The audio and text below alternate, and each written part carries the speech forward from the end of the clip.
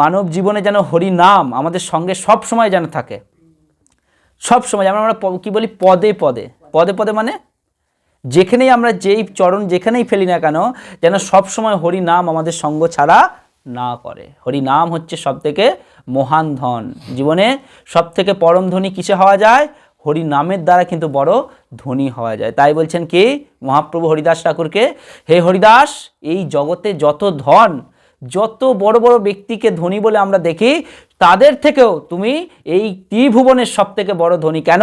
তোমার কাছে 3 লক্ষ নামের জপের ধন একমাত্র তোমার কাছে আছে।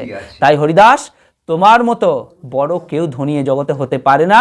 তাই তুমি হচ্ছ নামের আচার্য, তাই নামাচার্য হরিদাস। এটা হচ্ছে ধন, বাস্তব ধন। এটা হরিনাম হচ্ছে জীবনের সব থেকে বড় ধন। তাই যদি ধনী হতে চাও, হরিনামের প্রতি অবলম্বন করো, হরিনামকে নিজের জীবনের সব কিছু বলে গ্রহণ করো।